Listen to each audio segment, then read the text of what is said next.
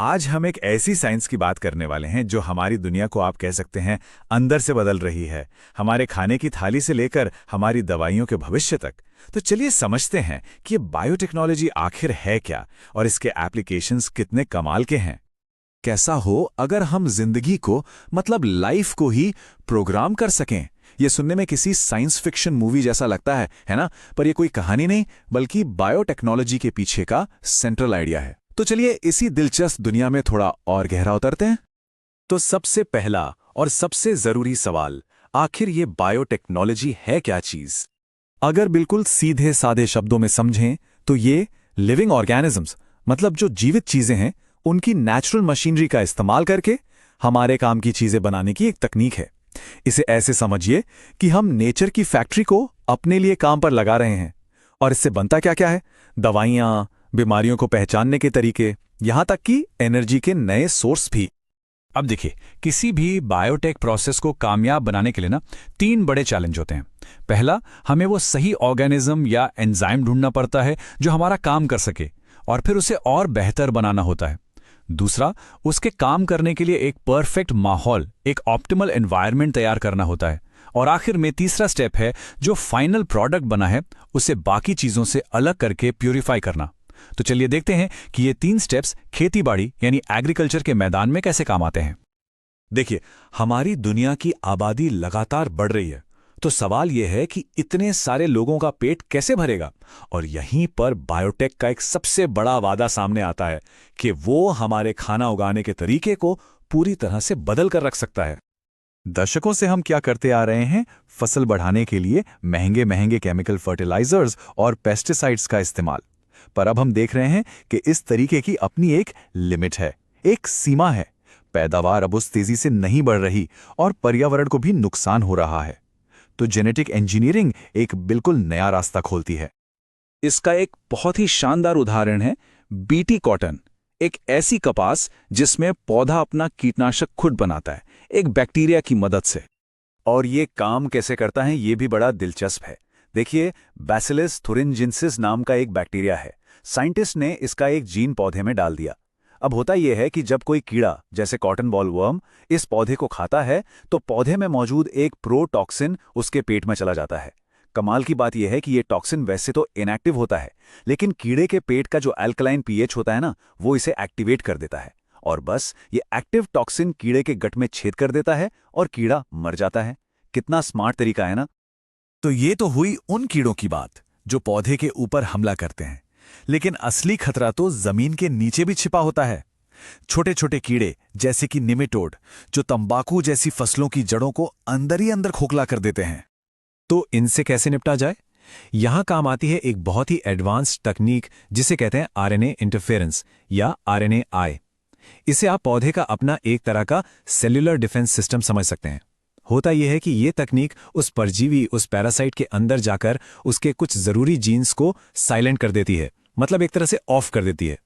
और जब वो जरूरी जीन ही काम नहीं करेंगे तो पैरासाइट जिंदा कैसे रहेगा? नतीजा, पैरासाइट खत्म और पौधा सुरक्षित। तो हमने देखा कि कैसे बायोटेक खेती को बदल रहा है। अब चलते हैं एक और ऐसे फील्ड में जहां इसका असर शायद और भी ज्यादा गहरा है, और वो है मेडिसिन।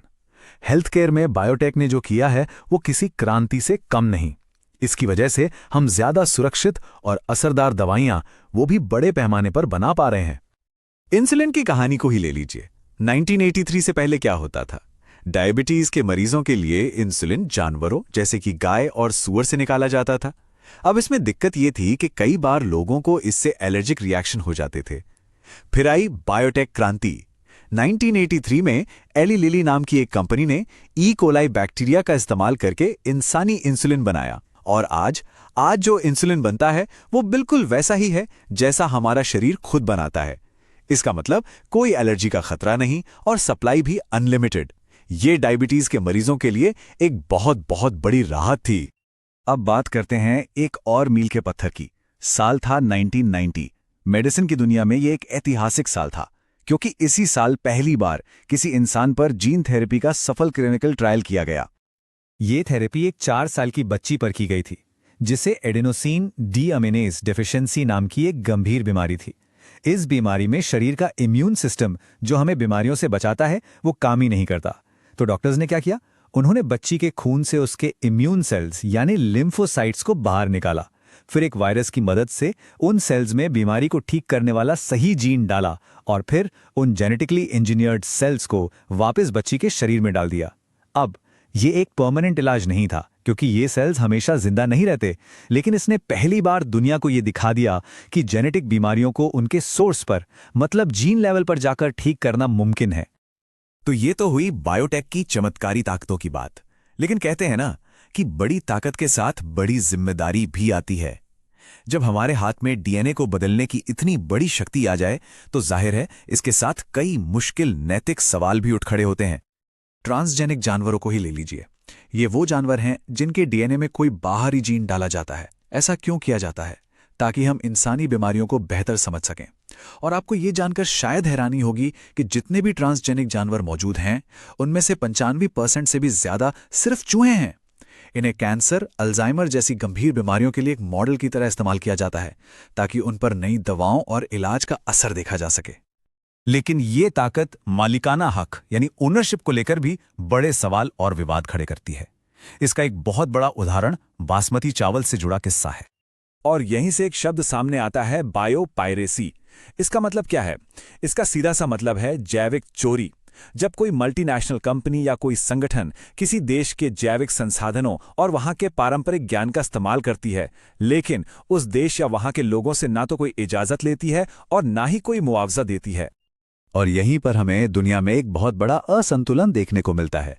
एक तरफ हैं औद्योगिक देश जिनके पास पैसा तो बहुत है लेकिन बायोडायवर्सिटी और पारंपरिक ज्ञान की कमी है, और दूसरी तरफ हैं विकासशील देश जो बायोडायवर्सिटी और सदियों पुराने पारंपरिक ज्ञान से तो मालामाल हैं लेकिन आर्थिक रूप से उतने मजबूत नहीं।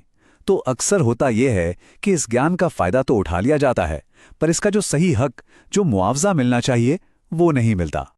तो जैसे जैसे हम जिंदगी के इस कोड को खोलते जा रहे हैं, शायद हमारी सबसे बड़ी चुनौती साइंटिफिक नहीं बल्कि नैतिक होने वाली है। सवाल ये उठता है कि हम तरक्की और अपनी काबिलियत के घमंड के बीच वो पतली सी लाइन कहाँ खींचेंगे। हमारे हाथ में जो ये अविश्वसनीय ताकत आई है, इसका इस्तेमाल कैसे किया जाना चाहिए? और उससे भी बड़ा सवाल, ये फैसले आखिर लेगा कौन?